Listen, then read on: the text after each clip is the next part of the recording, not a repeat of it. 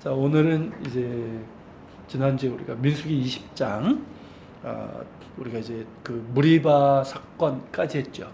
그리고 이제 오늘은 이제 이스라엘이 이제 에돔을 통과하려는데 그걸 거절하는 거기서부터 이제 보도록 하겠습니다. 자, 14절서부터 21절까지인데 같이 한번 읽어볼게요. 모세가 가데스에서 에돔 왕에게 사신을 보내어 이르되 당신의 형제 이스라엘의 말에 우리가 당한 모든 고난을 당신도 아시거니와 우리 조상들이 애굽으로 내려갔으므로 우리가 애굽에 오래 거주하였더니 애굽인이 우리 조상들과 우리를 학대하였으므로 우리가 여호와께 부르짖었더니 선사를 보내사 우리를 애굽에서 인도하여 내셨나이다. 이제 우리가 당신의 변방 모퉁이 한 성읍 가데스에 있사오니 청하건대 우리에게 당신의 땅을 지나가게 하소서. 우리가 밭으로나 포도원으로 지나가지 아니하고 우물물도 마시지 아니하고 왕의 큰 길로만 지나가고 당신의 지경에서 나가기까지 왼쪽으로나 오른쪽으로나 치우치지 아니하리다 한다고 하라 하였더니 에돔 왕이 대답하되 너는 우리 가운데로 지나가지 못하리라. 내가 칼을 들고 나아가 너를 대적할까 하노라. 이스라엘 자손이 이르되 우리가 큰 길로만 지나가겠고 우리나 우리 짐승이 당신의 물을 마시면 그 값을 낼 것이라. 우리가 도보로 지나갈 뿐인즉 아무 일도 없으리다 하나 그는 이르되 너는 지나가지 못하리라 하고 에돔 왕이 많은 백성을 거느리고 나와서 강한 손으로 막으니 에돔 왕이 이같이 이스라엘이 그 영토로 지나감을 용납하지 아니하므로 이스라엘이 그에게서 돌이키니라. 아멘. 자, 이제 광야 40년이 거의 다 되어간 거죠. 이제 드디어 이스라엘 백성이 가데스 바네아, 이 가데스 바네아라고 나오기도 하고 가데스라고만 나오기도 합니다. 거기를 떠나서 이제 가나안 땅으로 가게 되죠. 그런데 하나님의 명령은 가데스에서 이 가데스 바네아에서 북쪽으로 쭉 올라가면 네게복이에요. 그 다음에 이제 가나안 땅이잖아요. 정탐꾼들이 갔던 길이에요. 그 길로 곧장 가라고 하지 않으시고 에돔 땅을 지나 요단 동편으로 우회하여 가라고 하셨어요. 이는 후에 이제 드러나게 되지만 이게 하나님의 전략이었습니다. 그러니까 가나안 땅의 중심은 요단 서편이지만 이 요단 동편, 그러니까 요단강 동편이죠.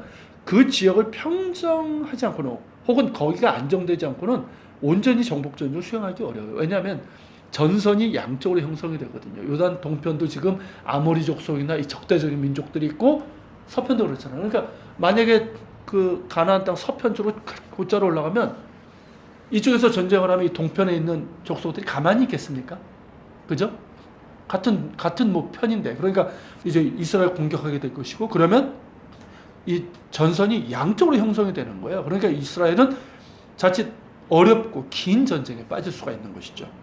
그리고 무엇보다 이스라엘 자손과는 이 에돔과 모압이 친척 관계잖아요. 그죠? 에서의 후예고 롯의 이제 후예 아닙니까? 어쨌든 그러다 보니까 이 에돔과 모압이 이 불안감이 있었던 거예요. 출애굽 나중에 얘기하겠지만 그 출애굽으로 인한 그런 이제 불안감. 그러니까 우리를 치는 것이 아닐까. 그런 이제 불안감을 제거해서 그들이 대이스라엘 전쟁에 참여하지 않도록 하는 것. 그러니까 그들의 불안감을 안정시키는 게 중요한 거죠.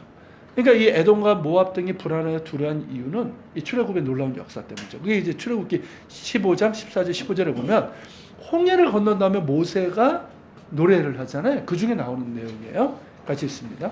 여러 나라가 듣고 떨며 블레셋 주민이 두려움에 잡히며 에돔 두령들이 놀라고 모압 영웅이 떨림에 잡히며 가나안 주민이 다 낙담하나이다. 자, 이렇게 이제 그 소식을 듣고 나서 너무 이제 두려워했던 거죠. 그러니까 이제 그들의 불안과 두려움을 가라앉히는 것이 중요했습니다. 그래서 이제 하나님께서 이스라엘 백성들에게 이제 에돔과 모압은 그들의 그 땅을 내가 준 것이다. 그리고 형제인 그들과는 다투지 말라 하셨거든요. 그렇게 되면 더욱더 그런 거죠. 그런가 되게 하나님께서는 에돔과 모압 등과는 싸우지 말고 통과하도록 해서 그들의 불안감과 두려움을 제거하고 반면에 요단 동편의 길앗산자 바사는 누가 장악하고 있었습니까? 아모리 족속이잖아요. 이 가나안 족속 중 하나죠. 이 아모리 족속은 멸해서 먼저 요단 동편을 평정시켜 버리는 거예요. 평정시킨 후에 그러면 어떻습니까? 자, 후방이 완전히 평정이 되니까 100% 전력으로 요단 서편을 공략할 수 있게 하신 거죠. 이해가 되시죠? 무슨 얘기인지? 이는 매우 탁월한 전략이 아닐 수가 없습니다. 역시 전쟁은 하나님께서 한 것이죠. 자, 그런 가운데 모세는 가데스에서 에돔 왕에게 사진을 보냅니다. 그래서 이스라엘과 에돔이 형제 관계임을 강조하면서 다만 너희들의 땅을 지나가게만 해달라고 청합니다. 모세가 지나갈 수 있도록 청한 길은 어디냐면 에돔 산지 중간에 있는 와디 분온이에요. 자, 에돔 산지는 사해 밑에 밑에 있는 그림을 먼저 보시겠습니까? 잘 보시는지 모르겠지만 이게 지금 여기 사해 보이십니까? 여기 파란색으로 되어 있는 이거 사해고요. 요 밑에 영어로 아라바라고 써 있잖아요. 여기 아라바 길, 아라바 광야예요. 쭉 내려가면 홍해예요. 그리고 이제 이쪽 동쪽, 그러니까 어디입니까? 오른쪽이죠. 에돔이라고 써 있죠. 에돔 산지가 여기 있고요. 그리고 이제 건너편 쪽이 이제 네겝으로 광야인 거예요. 성경 네겝. 이스라엘 백성들이 이제 이리 가려고 한 건데, 그리고 3페이지를 한번 보세요. 3페이지에 보면, 그 제가 거기다 이제 사진을 넣었는데, 자, 왼쪽에는 이제 이스라엘 백성들이 있었던 가데스 바네아입니다. 여기가 이제 다 사막 광야인데 여기는 오아시스가 있어요. 그래가지고 지금도, 이건 지금입니다. 지금도 이렇게 풀들이 있고 농사를 지을 수 있는 곳이에요. 그러니까 여기에 이제 주로 있었고, 여기서 떠난 거죠. 그리고 이제 오른쪽에 보면, 여기가 이제 에돔 산지인데, 위에 있는 사진은 이게 그 남쪽이에요. 이게 지금 잘 안 보이시는데, 사진 잡아서, 그 홍해 가까이 있는 그 남쪽에서 그 네게부 산지 쪽에서 찍은 거예요. 그러니까 멀리 있는 요 산 보이시죠? 산맥 같이 보이는 거. 요 멀리 있는 그게 에돔 산지예요. 그러니까 1500m가 넘는 이 산들이 쫙 병풍처럼 쳐져 있는 거예요. 그러니까 이게 뭐 접근하기가 쉽지 않잖아요. 그런데 그 중간에서 조금 위에 보면 바로 아래에 있는 그림인데, 골짜기 보이십니까? 여기? 요런 골짜기가 하나 있어요. 요게 와디 분온이에요. 와디 분온. 와디는 이제 메마른 건천이죠. 이게 이제 길인 거죠. 그러니까 여기로 지나가게 해달라고 한 거예요. 그러니까 뭐 이 가데스에서 여기로 가는 길은 그렇게 멀지 않아요. 그러니까 다시 이제 2페이지로 가서 보면, 자, 이렇게 에돔 산지는 사해 및 이제 아라바 광야의 동쪽에 이게 붉은 사암으로 되어 있거든요. 사암이 모래가 탁하게 굳은 그 암석이잖아요. 붉은 사암. 이 에돔이라는 말 자체가 붉다라는 뜻이잖아요. 그러니까 붉은 사암으로 이루어진 산들이 병풍처럼 쫙 펼쳐져 있고 높이가 1500m에 이릅니다. 이런 지형적인 구조로 인해서 예레미야 49장 16절에 보면 에돔 산지를 뭐라 하면 독수리 둥지에 비유를 해요. 이 독수리 둥지가 아주 높은 곳에 있고 이렇게 탁 있잖아요. 그래서 접근하기 힘들잖아요. 이제 그렇게 되다 보니까 지형적인 것 때문에 외부로부터 방어하기에 아주 용이했던 거죠. 그래서 이제 에돔이 좀 교만하죠. 아무도 날 건들 수 없다. 그러니까 불과 몇 개의 협곡, 와디죠. 그 와디를 통해서만 그 내부로 들어갈 수 있고, 요단 서편에서 요단 동편으로 이 건널 때 요 길로 가야지 빨리 갈 수 있는 거예요. 안 그러면 삥 돌아가는 수밖에 없어요. 자, 그런 협곡 중에서 와디 분온은 이스라엘 자손이 있던 가데스 바네아에서 가장 가까운 곳이었고, 와디 분온을 통과하게 되면 이게 17절에 보면 모세가 이제 왕의 큰 길로만 가겠다 그러잖아요. 왕의 큰 길이 왕의 대로를 얘기하는 거예요. 킹스 웨이. 기억나십니까? 가나안 지역의 두 개 중요한 도로, 그죠? 이 왕의 대로는 그 다메섹에부터 이렇게 쭉 요단 동편을 타고 내려가는 길이잖아요. 자, 그 길에 닿을 수가 있고요. 그 길로 그냥 북쪽으로 올라가면 되는 지름길인 거예요. 이러면요, 얼마 걸리지 않아요. 그러니까 모세가 그 길을 이제 통과할 수 있도록 요청을 하고, 그 길로 지나갈 때 우리가 어떤 피해도 너희에게 주지 않을 것이다. 그리고 만일에 우리가 도중에 우리나 우리 짐승이 당신들의 우물물에서 샘이나 거기에서 물을 마시게 되면 그 값도 치르겠다라고 다짐까지 합니다. 근데 에돔 왕이 어떻게 하죠? 거절하죠. 거절하면서 많은 백성을 거르고 나와서 와디 분온길 입구를 봉쇄해버려요. 막아버립니다. 근데 이제 하나님께서 에돔과는 싸우지 말라고 하셨잖아요. 그러니까 방법은 하나밖에 없는 거예요. 아래쪽 아라바 광야길로 쭉 내려가서 홍해 아카바반을 돌아가지고 에돔 산지 동쪽 사막길로 쭉 가는 거예요. 왜냐하면 이 왕의 큰 길 있잖아요. 이것도 에돔 영역이거든요. 그러니까 사막으로 삥 돌아서 가는 것밖에 없는 거예요. 그러니까 와디 분원을 거쳐서 왕의 대로로 올라가면 불과 며칠이면 될 길을 삥 둘러가니까 어떻습니까? 시간도 몇 배도 오래 걸리고 고생이 이만저만이 아닐 겁니다. 근데 어찌합니까? 그리 갈 수밖에 없죠. 자, 이어서 이제 아론의 죽음에 대한 기사가 나오죠. 22절부터 29절인데 같이 읽겠습니다. 이스라엘 자손 온 회중이 가데스를 따라 호르사에 이르렀더니 여호와께서 에돔 땅 영경 호르산에서 모세와 아론에게 말씀하시니라. 이르시되 아론은 그 조상들에게로 돌아가고 내가 이스라엘 자손에게 준 땅에는 들어가지 못하리니 이는 너희가 무리바 물에서 내 말을 거역한 까닭이니라. 너는 아론과 그의 아들 엘르아사를 데리고 호르산에서 올라 아론의 옷을 벗겨 그의 아들 엘르아사에게 입히라. 아론은 거기서 죽어 그 조상에게로 돌아가리라. 모세가 여호와의 명령을 따라 그들과 함께 그들에서 호르산에서 올라가니 모세가 아론의 옷을 벗겨 아론이 그 산 꼭대기에서 죽으니라. 모세와 엘르아살이 산에서 내려오니 온 회중 곧 이스라엘 온 족속이 아론이 죽은 것을 보고 그를 위하여 30일 동안 애곡하였다. 자, 드디어 어쨌든 이스라엘 자손이 가나안 땅을 향해서 떠나게 되죠. 그들의 경로는 이제 가데스를 떠나 신광야를 거쳐 아라바 광야로 들어가는 여정으로 이렇게 나와요. 근데 이제 그 행진은 호르산에서 멈추고 합니다. 그 이유는 거기서 아론이 죽기 때문이죠. 자, 호르산에 이르러서 하나님께서는 모세 아론에게 아론이 그 조상들에게 돌아가고 이게 이 표현이 뭐냐면 원래는 그거예요. 이스라엘 백성들이 이제 그 동굴 이렇게 바위 이런 무덤 같은 데다가 이제 매장을 하잖아요. 그럼 시신이 이제 빨리 썩도록 하고 썩으면 그 뼈들을 납골함 같은 데 이렇게 모아요. 그래가지고 그거를 자기 조상들 이게 납골함을 이렇게 모았는데 거기다 이렇게 모아놓거든요. 그렇기 때문에 그 표현이 사실은 그 조상들에게 돌아가고 있는데 이게 이제 성경에서 어쨌든 이게 그가 이제 죽고라는 의미로 이제 사용이 됩니다. 어쨌든 그렇게 이제 그 조상들에게 돌아가고요. 가나안 땅에 들어가지 못하는 이유를 말씀하십니다. 그 이유는 뭐죠? 우리가 지난 시간에 본 것처럼 무리바 사건이죠. 무리바 물에서 하나님의 말씀을 거역합니다. 곧 하나님을 대신한 일 때문이죠.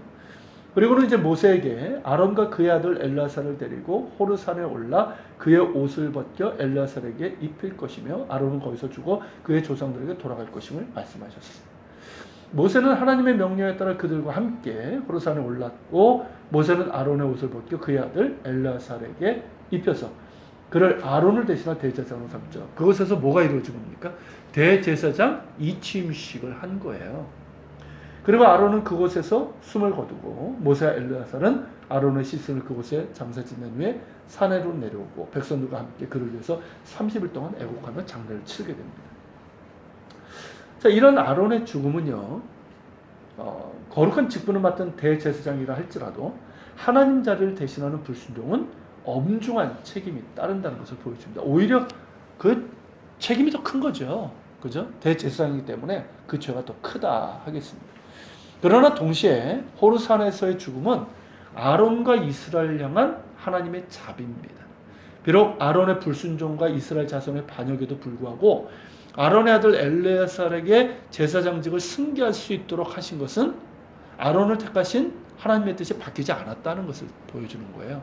그리고 하나님과 이스라엘과의 관계, 그 언약 관계도 폐기되지 않았다는 것을 보여주는 것이죠. 그리고 아론 개인에게도 호르산에서의 죽음은 하나님의 자비의 배려예요. 그는 이미 노년의 몸이거든요. 이때 모세가 이미 거의 120세 가까이 됐고 아론은 그보다 나이가 더 많았잖아요. 그러니까 노년의 몸이니까 쇠약해졌을 것이고, 자, 에돔 산지를 돌아가는 이 험한 광야길, 육체적으로 무리였을 겁니다. 자칫 광야길에서 죽을 수도 있는 거예요. 그렇지만 이 호르산, 그것은 가나안 땅이 멀리서 보이는 네게브 신광야에 있는 산이에요. 이따가 보겠지만 이 제벨 마두라라는 곳인데 여기가 이제 좀 유력합니다만은 어쨌든 그런 곳이에요. 거기에서 추하지 않게 그리고 평온한 가운데 죽음을 맞이하도록 하신 것이죠. 그 유대교 성서 해석인 미드라시에 보면요 이렇게 나와요. 자, 아브라함의 말년에 하나님께서 아브라함에게 너는 열조에게로 평안하게 돌아가라 하셨잖아요. 그것처럼 아론에게도 그렇게 이제 말씀하셨고, 이에 대해서 아론은 하나님의 진실하시고 의로우심을 찬양했다라고 말하고 있어요. 또한 호르산 위에 한 동굴이 있었고 그 안에는 세마포를 깐 널찍한 바위가 있었다고 합니다. 뭐 침대라고 했는데 침대까지는 아니었고 널쩍한 바위가 있었다고 합니다. 그리고 이제 모세가 아론의 옷을 벗길 때 하나님의 천사가 아론을 이렇게 감쌌고 구름이 그의 온몸을 덮어서 평안한 가운데 죽음을 맞이한 것으로 그렇게 묘사하고 있어요. 이것이 이제 뭐 좀 이제 그들의 어떤 상상력이겠지만은 이것이 뭐 저는 그렇게 틀리다고 보지는 않아요. 그러니까 이를테면 하나님께서 아론에게 참 아름답고 평안한 죽음을 선사하신 거죠. 비록 하나님의 영광을 범한 큰 죄를 지었지만 그의 마지막을 추하지 않게 또 두렵지 않게 평안함으로 덮으신 하나님의 자비.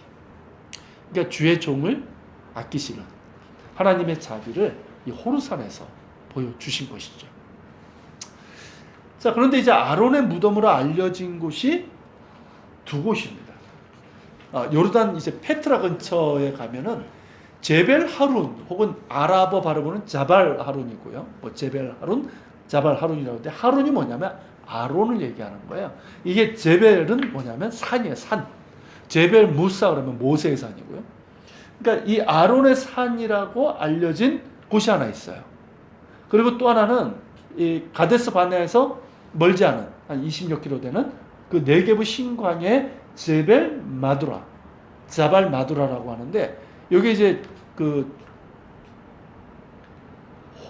하르 찐이라고 하는, 그러니까 영어로 하면 마운트 찐, 찐이 신광야를 얘기할 때 그 얘기예요. 자, 여기입니다. 그러니까 그 성경의 기록과 여정으로 보면요, 요 5페이지를 같이 한번 보세요. 5페이지를 같이 한번 보십시오. 자, 거기 보면 먼저 그 왼쪽에 있는 거는 사실 이경로는 아니에요. 그러니까 여기 가데스 바네아에서 신광야의 길로 올라가서 분원으로 해서 이렇게 가려고 한 거죠. 여기까지 갔던 건 아니에요. 갔던 건 사진만 보냈던 거죠. 그러니까 이렇게 해서 아라바 이렇게 해서 내려가려고 했던 것 같아요. 이 길로 쭉 내려가려고. 그래서 이제 삥 돌아간 건데 실제로 갔던 길은 어디냐면 오른쪽에 보면 가데스바네에서 호르산으로 오르죠. 호르산에서 여기 생략되어 있지만 더 위로 올라가면 호르마가 보입니다. 호르마에서 그 전투를 하죠. 그러고 나서 다시 내려와서 이 홍해길이 어디냐면 가데스바네에서 이 홍해 아카바만 보이십니까? 엘랏 아카바만 그쪽으로 내려가는 길이 있어요. 그 길로 내려갑니다. 그리고 나서 이 홍해 여길 돌아서 이 에돔 산지를 넘어서 이렇게 사막길 있죠. 이 동쪽으로 하면 사막인데 이 사막길로 쭉 해서 이렇게 간 거예요. 그러니까 이 왕의도로, 파란색은 왕의도로인데 여기는 이제 에돔이 차지하고 있기 때문에 이 길로 이제 갈 수가 없었던 거죠. 그렇게 돌아갔던 거죠. 자, 근데 이제 오른쪽 지도에서 호르산이라고 써 있는데 한번 보이십니까? 카데시 바네아 위에 보면 호르산 보이시죠? 신광야라고 쓴 글자 밑에, 그리고 가로에 자발 마두라라고 되어 있죠. 여기가 이제 마운트 찐이라고 하는 곳이에요. 자, 여기를 가장 여정으로 보면 가장 적합한 곳이에요. 여기가 여정상으로 보면.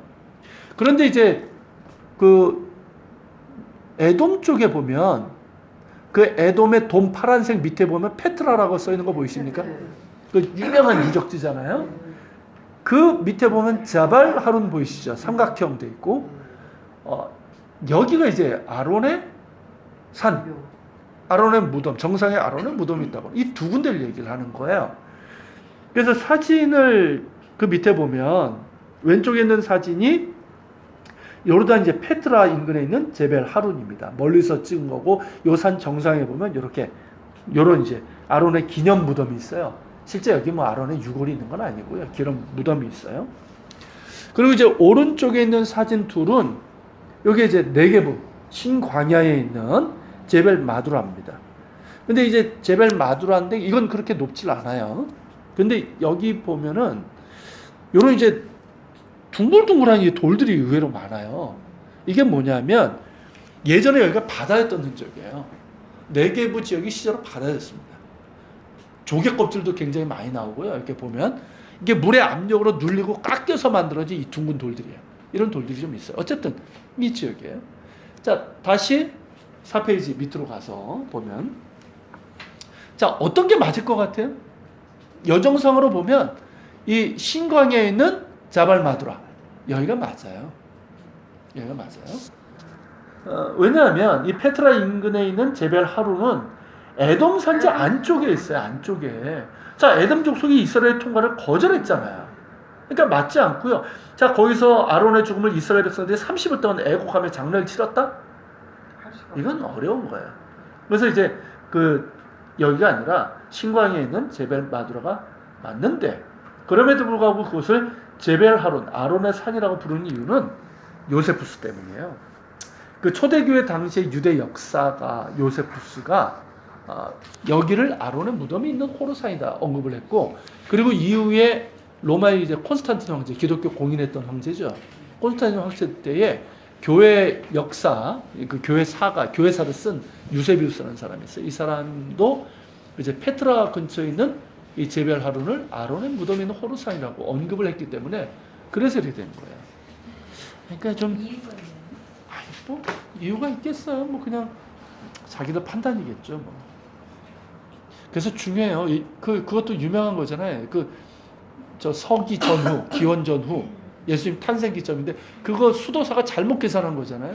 그러니까 처음에 한 사람이 잘못하면요 이게 굳어지게 돼요. 이것도 좀 그런 예라고 볼 수 있어요. 자, 이제 페이지 넘겨서 이제 6페이지를 보면 양은 많아도 빨리 진행되죠. 사진이 많아서. 자, 6페이지입니다. 자, 이렇게 이제 장례를 치르고 그리고 이제 가게 되는데요. 이제 21장입니다. 자, 1절서부터 이제 3절을 읽어볼게요.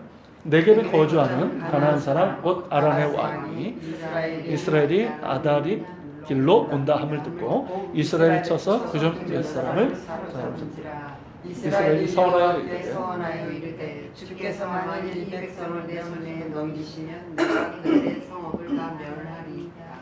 여호와께서 이스라엘의 목소리를 들으시고 가나안 사람을 그들의 손에 넘기심에 그들과 그들의 성읍을 다 멸하리라. 그러므로 그곳 이름을 호르마라 하였더라.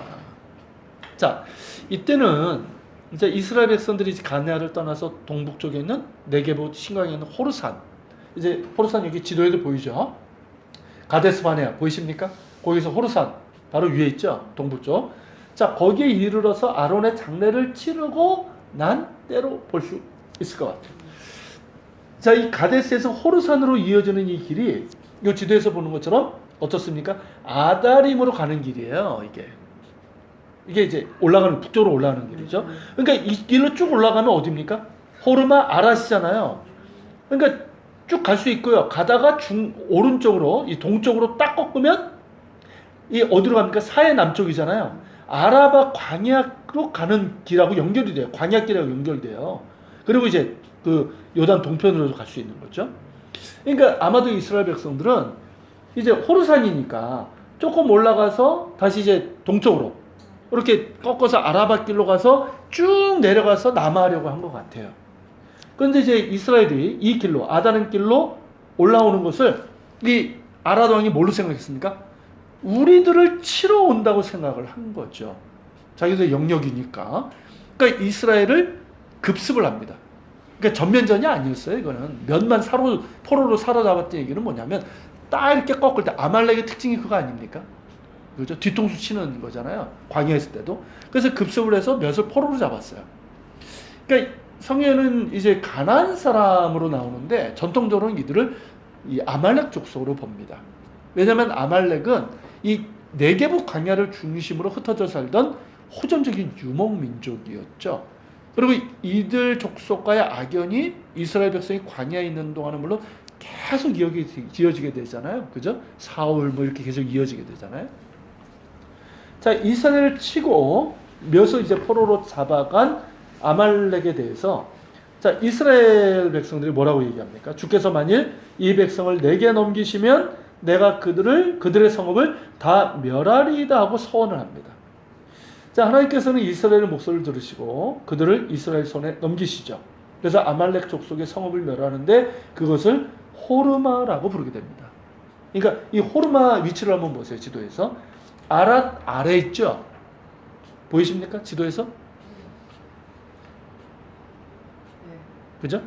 밑에 있어요. 아랏 밑에 있죠. 자, 여기를 이제 치게 되는데 호르마라고 그래요. 호르마라는 말은 뭐냐면 봉헌, 완전 이런 뜻을 갖고 있고요. 부차적으로는 폐허라는 게 완전히 폐허가 된 것, 파괴된 것 이런 의미가 있어요. 그러니까 그 의미로는 완전하게 파괴하여 헤렘으로서 하나님께 바쳐진 곳이라는 의미가 있어요. 헤렘은 뭐냐면 진멸.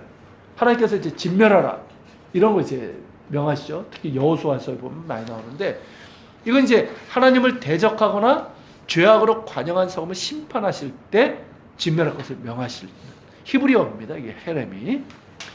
자, 이 호르마는 이 아랏의 남쪽 그리고 이제 지도에서 보는 것처럼 브에셰바의 동쪽에 위치해 있어요.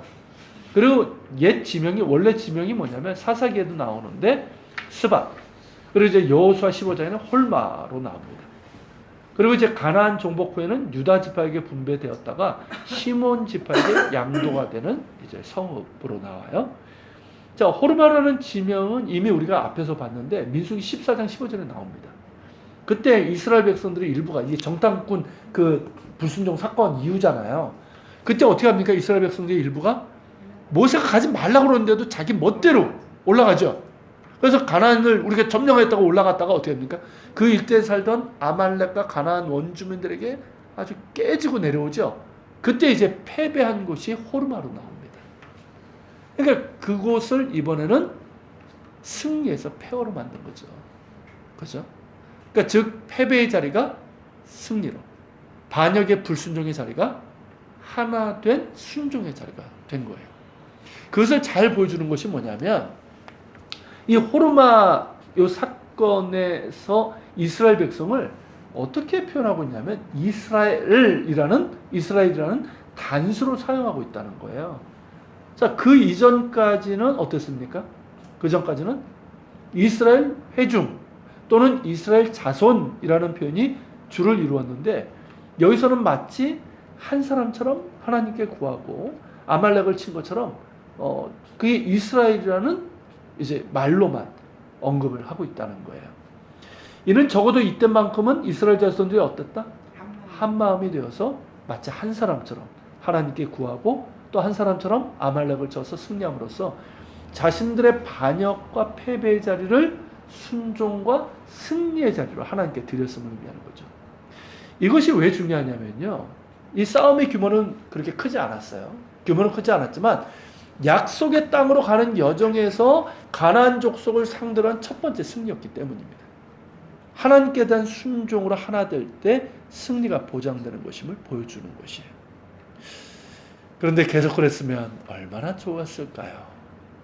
이들의 하나됨은 머나먼 에돔 우의 길로 인해서 또다시 불순종으로 이어지게 됩니다. 그게 이어지는 이제 불뱀, 놋뱀 사건이에요. 자, 4절부터 9절 같이 보겠습니다. 백성이 호르산에서 출발하여 홍해 길을 따라 에돔 땅을 우회하려 하였다가 길로 말미암아 백성의 마음이 상하니라.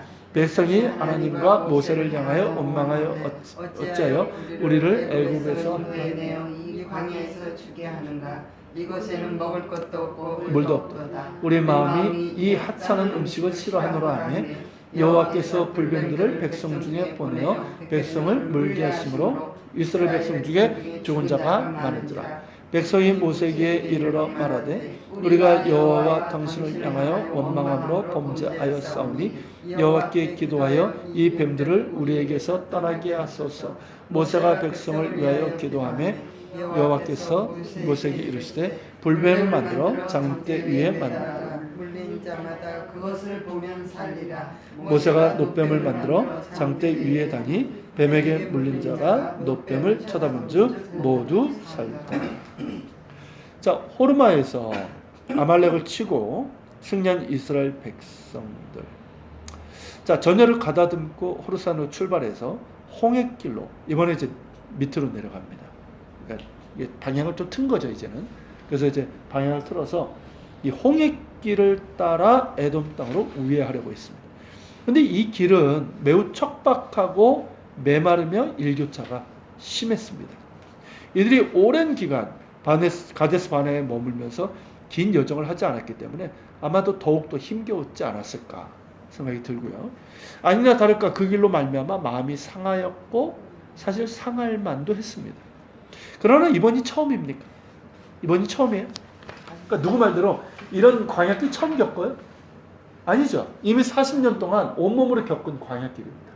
그리고 그 척박하고 위험하고 메마른 광야에서 하나님께서 그들을 지켜주셨고 마시게 하셨고 먹게 하셨다는 거죠. 그러니까 광야길보다 하나님의 함께 하심이 중요한 거예요. 그러나 이들은 마치 처음 겪는 사람들처럼 또한 하나님의 돌보시는 은혜를 경험하지 못한 사람들처럼 광야길로 인해서 하나님과 모세를 향하여 원망하기 시작을 합니다. 이게 5절이잖아요. 어찌하여 우리를 애굽에서 인도해내어 이 광야에서 죽게 하는가. 이곳에는 먹을 것도 없고 물도 없도다. 우리 마음이 이 하찮은 음식을 싫어한다. 또 시작되는 원망이고 불평이고 반역입니다. 도대체 언제쯤 끝날까요? 그런데 이들의 원망의 중심에는 먹을 겁니다. 정말 먹을 것이 없었습니까? 아니죠. 만나와 메추라기가 있었어요. 그런데 그것을 하찮은 음식이라고 하면서 이제는 진저리가 난다고.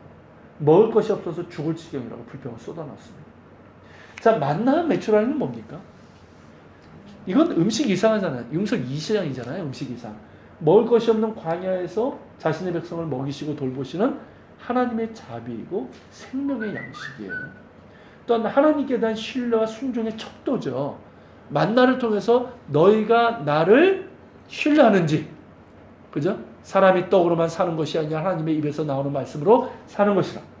그 신뢰와 순종의 척도로 삼으셨거든요. 그러니까 하늘로부터 내리시는 양식을 감사하며 하나님을 신뢰하고 또한 자족할 줄 아는 백성이 되라는 하나님의 뜻이 담겨 있는 거예요. 그러나 그들은 그것을 뭘로? 하찮은 것으로. 그래서 진절가 난다고 하면서 하나님의 자비를 뭘로 만들어버린 거예요? 하찮은 것으로 만들어버린 거예요. 단순히 먹을 거 불평한 게 아니라니까요, 이게. 그러면서 하나님을 향한 신뢰와 순종이 호르마 전투에서 잠시 나타난 것임을 스스로 드러내고 만 거예요. 지금이 어떤 때입니까? 자, 광야 생활을 끝내고 약속의 땅으로 진격하는 여정입니다. 그 여정에서 이들이 드러낸 것은 하나된 믿음과 순종이 아니라 지난 40년 동안 숱하게 보여준 불신과 불순종이에요. 도로 광야. 그죠? 도로 광야. 참으로 안심하고 그들의 마음이 상했다고 그랬는데 그들의 마음이 상한 것이 아니라 누가? 하나님의 마음. 그들을 이끄시는 하나님의 마음이 상하실 정도였죠. 이 하나님께서는 그들 가운데 불뱀들을 보내셔서 물려 죽은 자들이 많았습니다. 그제서 이제 정신을 차린 백성들은 모세에게 간청을 하죠. 우리가 여호와와 당신을 향하여 원망함으로 범죄하였사오니. 이제 제대로 이실직고 하는 거예요. 그러니까 여호와께 기도하여 이 뱀들을 우리에게서 떠나게 하소서라고 구합니다. 자, 광야 40년 동안 백성들의 죄를 온몸으로 떠안고 하나님께 나아가 중재의 기도를 드렸던 모세 아닙니까? 참 대단한 사람이에요, 진짜. 그러니까 이번에도 어떻습니까? 중재자로 하나님께 엎드려 백성을 위해서 기도합니다. 하나님께서는 그 중재의 기도를 들으시고 모세에게 놋으로 불뱀을 만들어서 장대 위에 매달고 백성들이 그것을 쳐다보게 하라고 하십니다. 불뱀에게 물린 자는 장대에 달린 놋뱀을 볼 때 살게 될 것이다 라고 말씀하셨어요. 모세는 하나님의 명령에 따라 순종했고 말씀하신 대로 장대에 달린 놋뱀을 보는 자마다 살게 되었죠. 자, 그렇다면 우리가 이제 우리 공부는 좀 깊게 공부하는 거잖아요. 자, 이 불뱀, 영어로 이제 fiery serpent인데, 자, 이 불뱀은 뭘까요?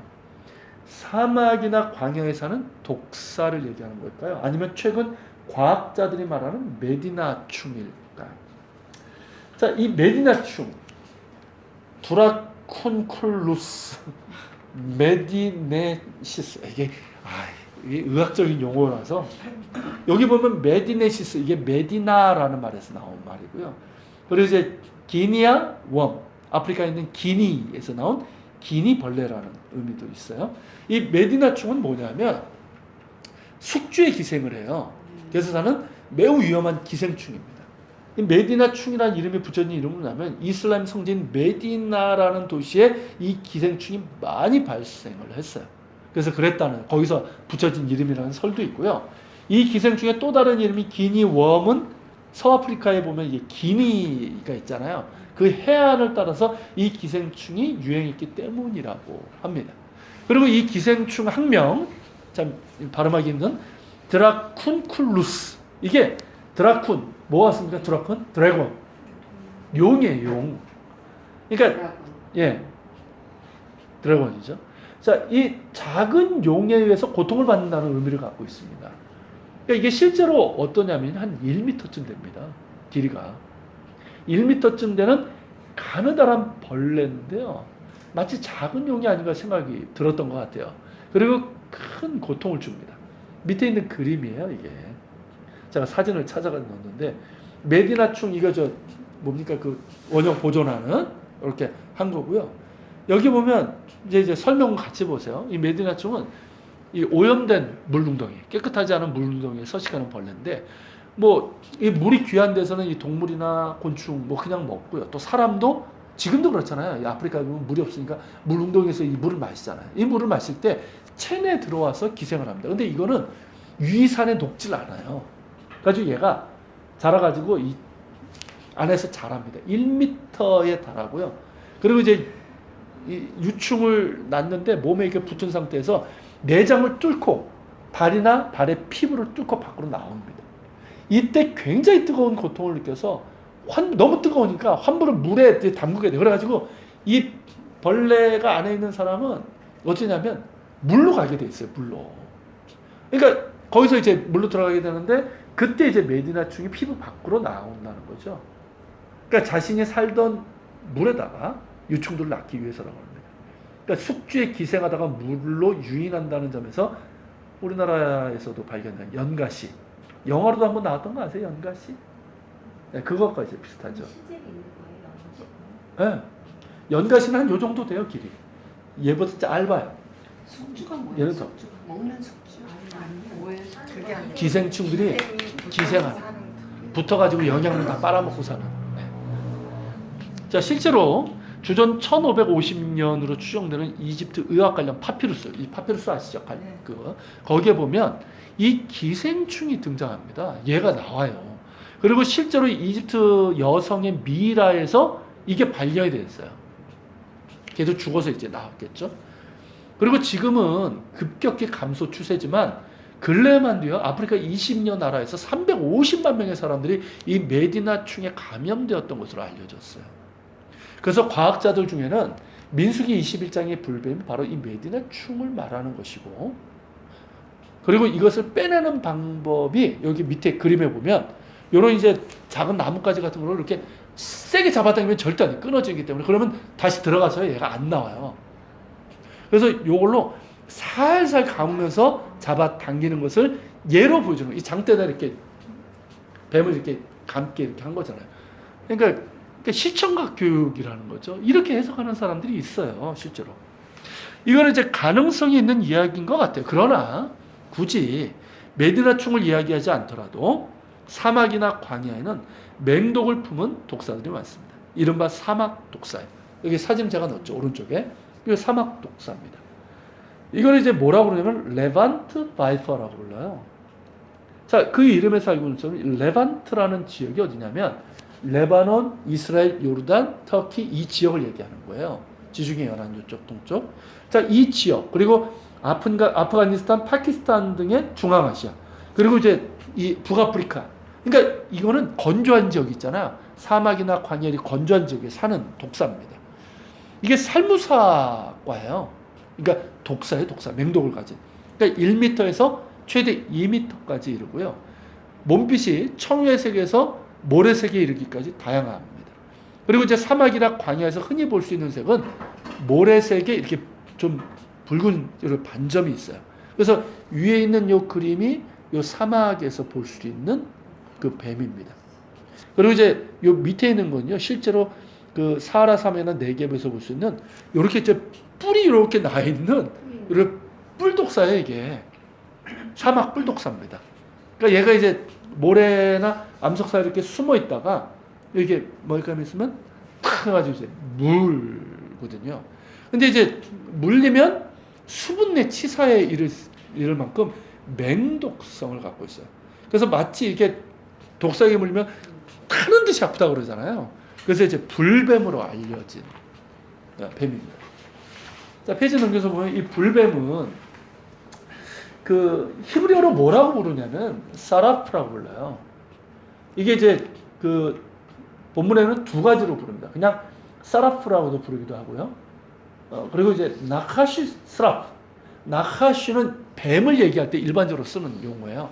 그냥 뱀 하면 나카시인데 이 나카시 스라프는 이제 연계형이죠. 그러니까 뱀은 뱀인데 불 같은 뱀, 불뱀 이런 뜻이에요.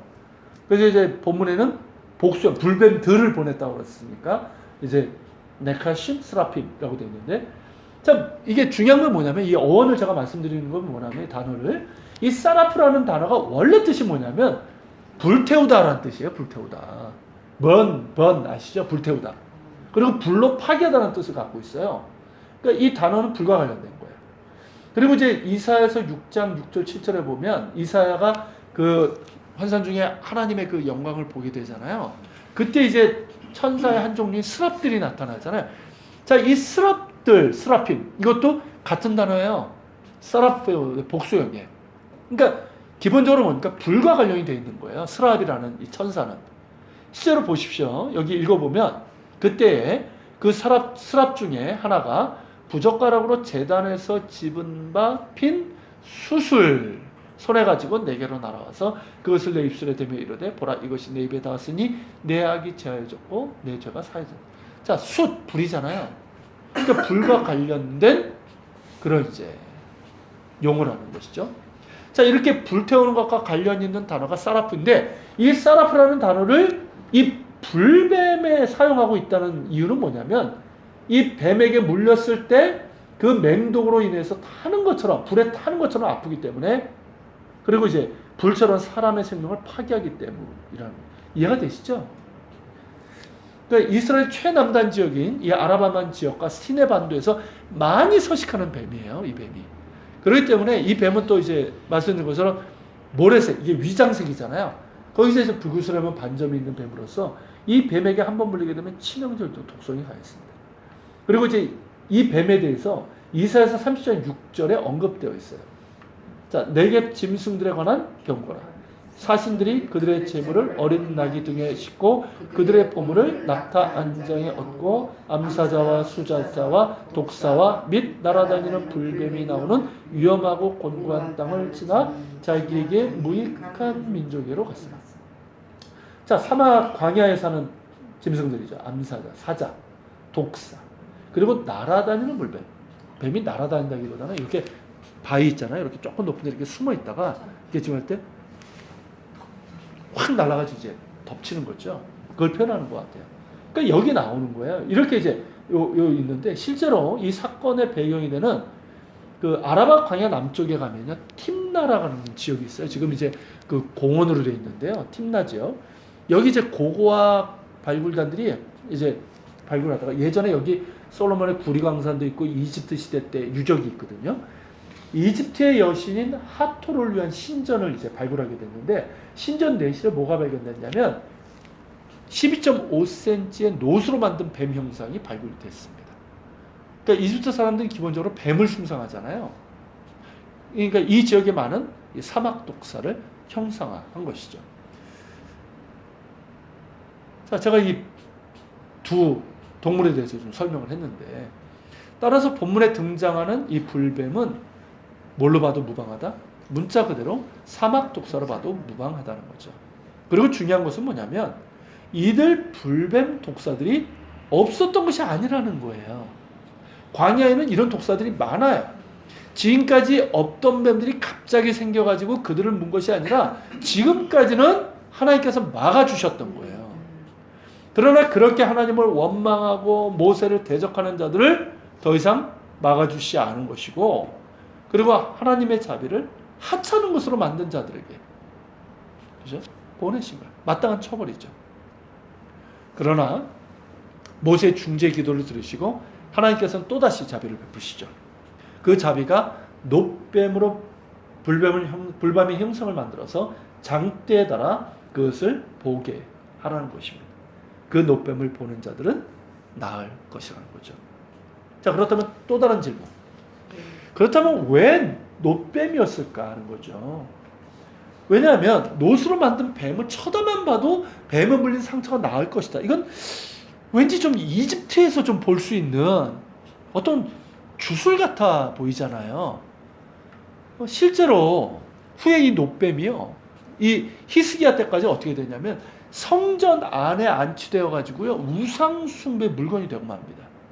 이게 이제 열왕기하 18장 3, 4절에 나오죠. 읽어보면 히스기야가 그의 조상 다윗의 모든 행위와 같이 여호와께서 보시기에 정직하게 행하여 그가 여러 산당들을 제거하며 주상을 깨뜨리며 아세라 목상을 찍으며 모세가 만들었던 노뱀을 이스라엘 자손이 이때까지 향하여 분향함으로 그것을 부으고 누수단이라 일컬었더라. 그죠? 사람이 똑같아요. 그러니까 이 노뱀을 마치 치유의 능력이 있는 것처럼 우상처럼 이렇게 숭배가 되어왔던 거예요. 이거를 성전에다가 안치해놓고 이렇게 숭배를 했던 거죠. 이 노뱀을 히스기야가 부셔버렸고 그것을 누수단, 이게 노조각이라는 뜻이에요. 한낱 노조각인데 아무것도 아닌 거잖아요. 그렇게 이제 부르게 된 거죠. 자, 이런 이유들 때문에 이 성경 해석가들이 하나님께서 왜 모세에게 노뱀을 만들라고 하셨는지, 이게 처음에 참 난감했던 부분이에요. 하나님께서 일일이 설명을 하시는 게 아니니까. 게다가 이 노뱀을 만들 뿐만 아니라 장대 위에 매달려서 그것을 쳐다보는 자는 나을 것이라고 하셨단 말이죠. 자, 그렇다면 이것은 단순히 치료 이상의 의도가 있는 것은 아닐까 하는 것이죠. 만일 백성들을 치유하시는 것이 목적이라면 굳이 이렇게 하라고 명령하실 필요가 없는 거예요. 그렇죠? 그리고 중요한 게 뭐냐면 이 장대라고 번역된 히브리어 단어가 뭐냐면 네스입니다. 네스. 근데 이 단어가 일반적으로 표적, 이적, 영어 보면 사인이라는 게 나오죠. 표적, 이적. 예수님께서 표적을, 이적을 행하셨더라. 성경에 보면 이적, 표적이 나오죠. 이 단어예요, 이게. 그렇다면 노뱀 자체가 백성들을 치유하는 능력이 있는 것이 아니라 그것을 장대에 달아 하나의 표적으로 삼으라는 뜻이에요, 이게. 그러니까 그 표적을 쳐다보는 자는 나음을 얻게 하시겠다는 뜻이죠. 이해가 되십니까? 무슨 얘기인지? 자, 그렇다면 하나님의 의도를 분명히 알 수 있는 거예요. 그것은 치유보다 회개의 순종을 원하시는 거예요. 장대에 달린 노뱀은 주술의 상징이 아니라 구원의 표적이에요. 노뱀을 보았기 때문에 구원을 받는 것이 아니라 그것을 바라보라고 하신 하나님의 명령에 회개함으로 순종했을 때 구원이 임하게 되는 거예요. 구원은 그 악한 행위에서 돌이켜 주님을 바라볼 때 은혜로 주어지는 겁니다. 그러므로 장대에 달린 노뱀을 보라 하시는 것은 눈을 들어 누구를 보라? 주를 보라 하시는 거예요. 구원은 오직 주께 있죠. 자, 이것이 이제 사도행전에서도 신약에서 이제 반복이 되는 사도행전 2장 21절, 누구든지 주의 이름을 부르는 자는 구원을 받으리라 하였느니라. 자, 요한복음 3장 14절 15절. 모세가 광야에서 뱀을 든 것 같이 인자도 들려야 하니 이는 그를 믿는 자마다 영생을 얻게 하려 하심이니라. 그죠? 주의 이름을 부르는 자가 구원을 받는 거예요. 주님을 바라보는 자. 특별히 예수님께서 모세가 광야에서 뱀을 든 것 같이 인자도 들려야 하리니. 그러니까 이 노뱀을 얘기하셨어요. 그러니까 장대 위에 달린 이 노뱀은 누구를 얘기하는 거다? 예수 그리스도를 얘기하시는 거예요. 그러니까 십자가에 달리시고 높이 들리신 하나님의 아들 예수 그리스도를 상징하는 예표라는 것이죠. 그러니까 예수 그리스도를 바라보는 자, 주를 믿는 자는 구원을 받습니다. 동시에 십자가는 이 누수단처럼 주술의 상징이나 숭배 대상이 아니에요. 이런 경우가 참 많아요. 특히 서양에서. 우리나라도 좀 그렇기도 하고. 그러니까 십자가는 결코 누수단이 될 수 없어요. 주술의 대상인 상징이나 숭배 대상이 아니라 죄인을 사랑하셔서 자신을 내어주신 하나님의 아들의 사랑이며 구원의 은혜입니다. 그 사랑을 믿는 자에게 십자가는 구원을 주시는 하나님의 능력이 되는 것이죠. 사도 바울이 이것을 이제 고린도전서 1장 18절에서 말했습니다. 십자가의 도가 멸망하는 자들에게는 미련한 것이요 구원을 받는 우리에게는 하나님의 능력이라. 아멘. 예, 오늘은 여기까지 가도록 하겠습니다. 여기 갔었죠, 목사님. 네. 예, 가겠습니다. 나 생각 아, 안 이해가 빠르죠? 그죠? 우리 지난주에 그 무리바 사건 얘기할 때 거기도 네. 집사님 얘기했는데 거기 올라갔대요. 그 강의 한번 들어보세요. 예. 아. 녹음해서 올렸으니 들어보시면 좀 이렇게 좀 뭐 동물까지 보고 막 지리 공부했는데 좀 이렇게 보니까 좀 더 이해가 되시지 않으세요? 큰 뱀들이 뭘 먹고 살아요? 그러면 거기 사막에. 사막에 의외로요 동물들이 많아요. 쥐, 도마뱀 이런 애들이 많고요. 얘네들은요 조금만 먹고도요 한 달 이상을 삽니다.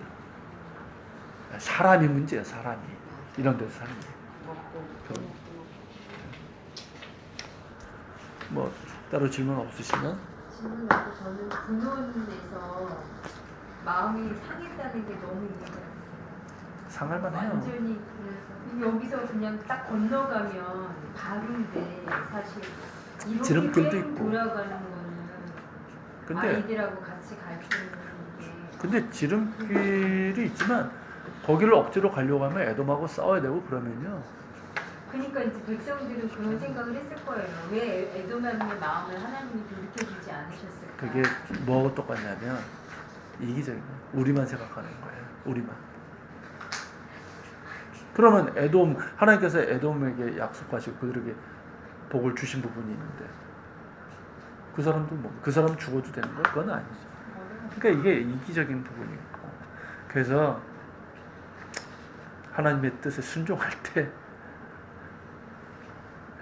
되는 거예요. 상한 마음. 자, 우리 같이 좀 기도하도록 하겠습니다.